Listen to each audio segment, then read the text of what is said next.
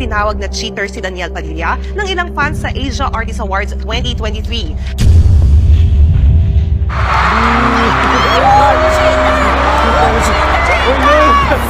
Viral na naman sa social media, Daniel Padilla tinawag na cheater ng ilang fans sa loob ng Araneta, bago tanggapin ang Asia Awards 2023.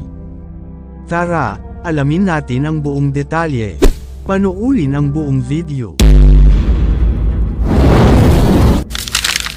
Kumusta mga idol? Mayroon naman tayong bagong chika sa inyo. Bago yan, welcome sa channel ni Mr. JV. Sa nakaraang Asia Artist Award sa Araneta, may naganap na hindi inaasahan kay Daniel Padilla. Sa gitna ng kasiyahan at tagumpay, tinawag siyang cheater, sa harap mismo ni Catherine Bernardo, ang kanyang matagal ng kasintahan. Naglupusay sa galit ang ilang netizens na puno ng kritisismo kay Daniel. Agad naglabasan ang mga komento ng mga netizens na nagpahayag ng kanilang disappointment, at may mga nagsasabing manggagamit si Daniel. Samat-sari ang naging komento sa social media, may mga nagtatanggol kay Daniel at may iba namang kumampi sa mga galit na fans. Sa kabila ng kontrobersya, nanalo pa rin ang Katniel ng Fabulous Award, na nagpapatunay ng kanilang kahusayan sa industriya ng showbiz. Ngunit bago pa man makapagsalita si Daniel sa kanyang acceptance speech, tinawag siyang cheater. Tumindi ang tensyon habang tila nagulat si Catherine at naawa para kay Daniel. Hindi lang yan, naging viral din sa social media, ang isang larawan mula sa event na may nakasulat na Katniel deserves better. Nagkaroon ng iba't ibang reactions ang mga fans, may mga nagpahayag ng kanilang disappointment sa mga aksyon ni Daniel, marami naman mga Katniel fans ang hindi natuwa sa ipinakita ng ilang audience.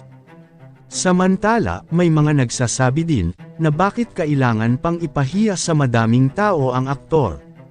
Dahil sa kontrobersya nito, naging trending sa social ang hashtag Katniel deserves better, habang ibinabahagi ng mga supporters ang kanilang opinyon. Gayunpaman, may nagtatanong kung bakit kailangang pang ilabas sa publiko ang ganitong personal na bagay, habang may iba namang nagpapuri sa tapang ni Daniel Padilla, kahit binatikos na ito sa loob ng Araneta. Samantala, wala pang pahayag si Daniel Padilla, kaugnay sa pagpapahiya at tumawag sa kanya ng cheater. Magandang gabi po sa inyong lahat. Annyeong! Ayun, syempre maraming salamat. Thank you sa AAA and everyone, maraming salamat sa inyo. Enjoy the night and good night.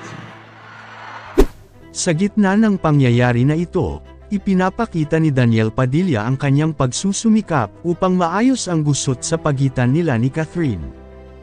Kayo mga idol, ano ang masasabi nyo sa chika topic natin ngayon? At syempre bago tayo magtapos sa ating video, ay inaanyayahan ko kayo na mag-like sa ating Facebook at mag-subscribe na rin sa YouTube, dahil malaking tulong na ito sa pag-grow ng aking channel, upang mas lalo pa ako na magsipag sa pag-upload ng mga videos na kagaya nito. Hindi naman ako nagmamakaawa sa inyo mga idol, pero sana maawa na kayo. Hanggang dito na lang ang ating video, maraming salamat sa inyong pagtambay, bye-bye!